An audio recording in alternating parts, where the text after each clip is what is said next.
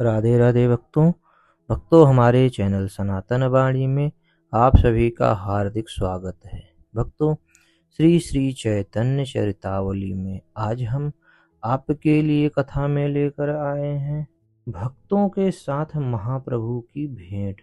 महाप्रभु अपने भक्तों से मिलने के लिए व्याकुल हो रहे थे। आज 2 वर्ष के पश्चात वे अपने सभी प्राणों से भी प्यारे भक्तों से पुनः मिलेंगे। इस बात का स्मरण आते ही प्रभु प्रेम सागर में डुबकियां लगाने लगते। इतने में ही उनके कानों में संकीर्तन की सुमधुर धुन सुनाई पड़ी। उस नवदीपी ध्वनि को सुनते ही प्रभु को श्रीवास पंडित के घर की एक एक करके सभी बातें स्मरण होने लगी। प्रभु के हृदय में उस समय भांति भांति के विचार उठ रहे थे।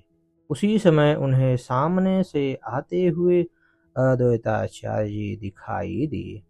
प्रभु ने अपने परिकर के सहित आगे बढ़कर भक्तों का स्वागत किया। आचार्य ने प्रभु के चरणों में प्रणाम किया। प्रभु ने उनका गाढ़ा लिंगन किया और बड़े ही प्रेम से अश्रु विमोचन करते हुए वे आचार्य से लिपट गए। उस समय उन दोनों के सम्मिलन सुख का उनके सिवा दूसरा अनुभव ही कौन कर सकता है। इसके अनंतर श्रीवास मुकुंद दत्त वासुदेव तथा अन्य सभी भक्तों ने प्रभु के चरणों में प्रणाम किया। प्रभु सभी को यथा योग्य प्रेमालिंगन प्रदान करते हुए सभी की प्रशंसा करने लगे। इसके अनंतर आप वासुदेव जी से कहने लगे, वसु महाशय, आप लोगों के लिए मैं बड़े ही परिश्रम के साथ दक्षिण देश से 2 बहुत ही अद्भुत पुस्तकें लाया हूँ। उनमें भक्ति तत्व का संपूर्ण रहस्य भरा पड़ा है। इस बात से सभी को बड़ी प्रसन्नता हुई और सभी ने उन दोनों पुस्तकों की प्रतिलिपि कर ली। तभी से गौर भक्तों में उन पुस्तकों का अत्यधिक प्रचार होने लगा। महाप्रभु सभी भक्तों को बार बार निहार रहे थे। उनकी आंखें उस भक्त मंडली में किसी एक अपने अत्यंत ही प्रिय पात्र की खोज कर रही थी। जब कई बार देखने पर भी अपने प्रिय पात्र को न पा सकें, तब तो आप भक्तों से पूछने लगे, हरिदास जी दिखाई नहीं पड़ते, क्या वे नहीं आए हैं?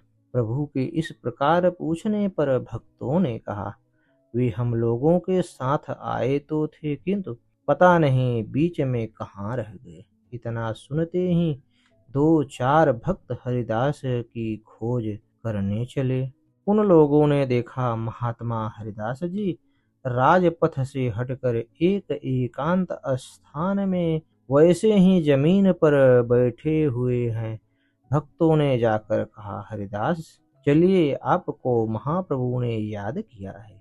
अत्यंत ही दीनता के साथ कातर स्वर में हरिदास जी ने कहा, मैं नीच पतित भला मंदिर के समीप किस प्रकार जा सकता हूँ? मेरे अपवित्र अंग से सेवा पूजा करने वाले महानुभावों का कदाचित स्पर्श हो जाएगा तो यह मेरे लिए असह्य बात होगी। मैं भगवान के राजपथ पर पैर कैसे रख सकता हूँ?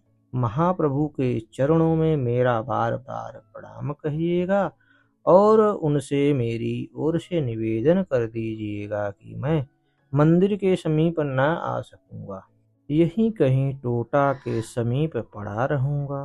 भक्तों ने जाकर यह समाचार महाप्रभु को सुनाया। इस बात को सुनते ही महाप्रभु के आनंद का ठिकाना नहीं रहा। वे बार बार महात्मा हरिदास के शील चरित्र तथा अमानी स्वभाव की प्रशंसा करने लगे। वे भक्तों से कहने लगे, सुन लिया, आप लोगों ने जो इस प्रकार अपने को तृण से भी अधिक नीचा समझेगा, वही श्री कृष्ण कीर्तन का अधिकारी बन सकेगा। इतना कहकर महाप्रभु हरिदास जी के ही संबंध में सोचने लगे। उसी समय मंदिर के प्रबंधक के साथ काशी मिश्र भी वहां आ पहुंचे। मिश्र को देखते ही प्रभु ने कहा, मिश्र जी, इस घर के समीप जो पुष्पोद्यान है उसमें एक एकांत कुटिया आप हमें दे सकते हैं? हाथ जोड़े हुए काशी मिश्र ने कहा, प्रभु, यह आप कैसी बात कह रहे हैं? सब आपका ही तो है, देना कैसा? आप जिसे चाहे जहाँ ठहरा सकते हैं, जिसे निकालने की आज्ञा दें वह उसी समय निकल सकता है।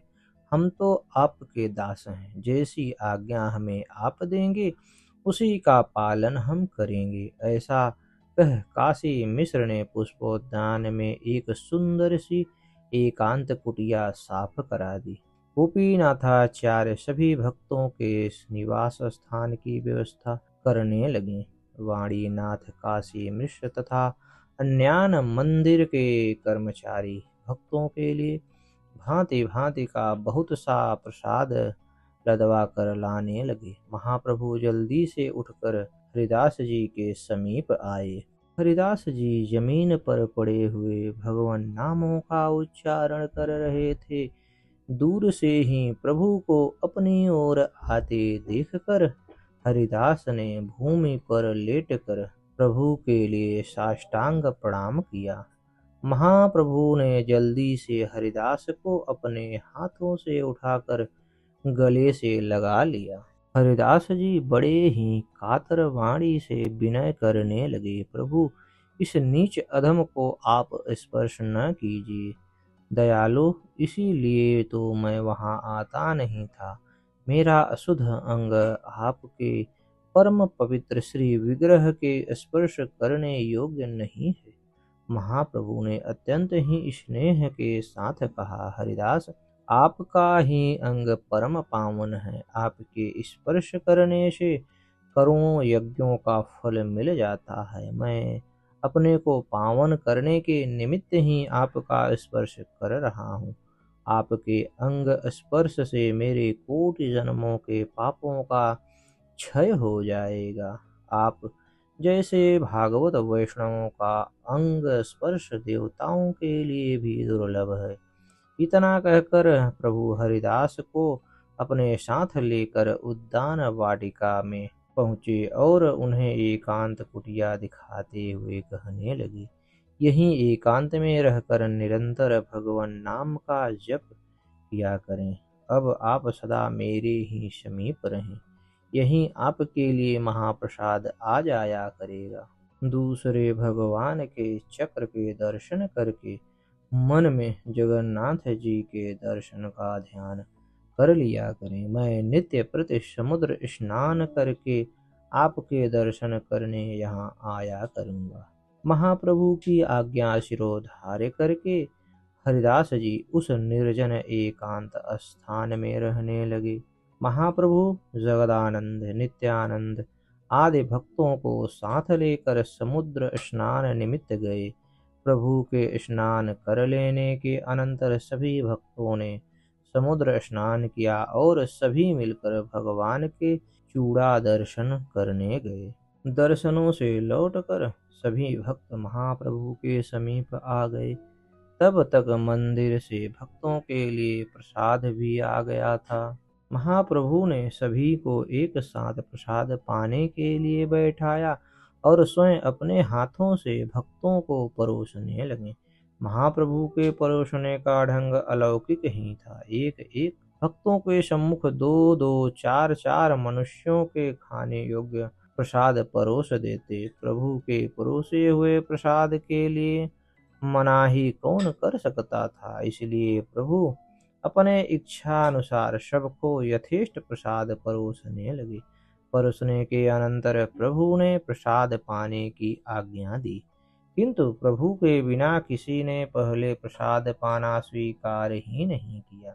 तब तो महाप्रभु पूरी भारती तथा अन्य महात्माओं को साथ लेकर प्रसाद पाने के लिए बैठे। जगदानंद, दामोदर, नित्यानंद जी तथा गोपीनाथाचार्य आदि बहुत से भक्त सब लोगों को परोसने लगे। प्रभु ने आज अन्य दिनों की अपेक्षा बहुत अधिक प्रसाद पाया तथा भक्तों को भी आग्रह पूर्वक खिलाते रहे। प्रसाद पा लेने के अनंतर सभी ने थोड़ा थोड़ा विश्राम किया। फिर राय रामानंद जी तथा सार्वभौम भट्टाचार्य आकर भक्तों से मिले। प्रभु ने परस्पर एक दूसरे का परिचय कराया। भक्त एक दूसरे का परिचय पाकर परम प्रसन्न हुए। फिर महाप्रभु सभी भक्तों को साथ लेकर जगन्नाथ जी के मंदिर के लिए गए। मंदिर में पहुंचते ही महाप्रभु ने संकीर्तन आरंभ कर दिया। पृथक पृथक 4 संप्रदाय बनाकर भक्त वृंद प्रभु को घेर कर संकीर्तन करने लगे। महाप्रभु प्रेम में विभोर होकर संकीर्तन के मध्य में नृत्य करने लगे। आज महाप्रभु को संकीर्तन में बहुत ही अधिक आनंद आया। उनके शरीर में प्रेम के सभी सात्विक विकार उदय होने लगे। भक्त वृंद आनंद में मग्न होकर संकीर्तन करने लगे। पुरी निवासियों ने आज से पूर्व ऐसा संकीर्तन कभी नहीं देखा था। सभी आश्चर्य के साथ भक्तों का नाचना, एक दूसरे को आलिंगन करना, मूर्छित होकर गिर पड़ना तथा भांति भांति के सात्विक विकारों का उदय होना आदि अपूर्व दृश्यों को देखने लगे। महाराज प्रताप रुद्र जी भी अट्टालिका पर चढ़कर प्रभु का नृत्य संकीर्तन देख रहे थे। प्रभु के उस अलौकिक नृत्य को देखकर महाराज की प्रभु से मिलने की इच्छा और अधिकाधिक बढ़ने लगी। महाप्रभु ने संकीर्तन करते करते ही भक्तों के सहित मंदिर की प्रदक्षिणा की और फिर शाम को आकर भगवान की पुष्पांजलि के दर्शन किए। सभी भक्त एक स्वर से भगवान के स्तोत्रों का पाठ करने लगे। पुजारी ने सभी भक्तों को प्रसादी, माला, चंदन तथा प्रसाद अन्न दिया। भगवान की प्रसादी पाकर प्रभु भक्तों के सहित अपने स्थान पर आए। काशी मिश्र ने सायंकाल के प्रसाद का पहले से ही प्रबंध कर रखा था, इसलिए प्रभु ने सभी भक्तों को साथ लेकर प्रसाद पाया और फिर सभी भक्त प्रभु की अनुमति लेकर अपने अपने ठहरने के स्थानों में सोने के लिए चले गए। इस प्रकार गौड़ीय भक्त जितने दिनों तक पुरी में रहे, महाप्रभु इसी प्रकार सदा उनके साथ आनंद विहार और कथा कीर्तन करते रहे। अस्तु भक्तों, हमारी यह कथा आपको कैसी लगी कृपया कमेंट कर हमें अपना सुझाव दें और हमारे चैनल को ज़्यादा से ज़्यादा सब्सक्राइब करें। धन्यवाद भक्तों।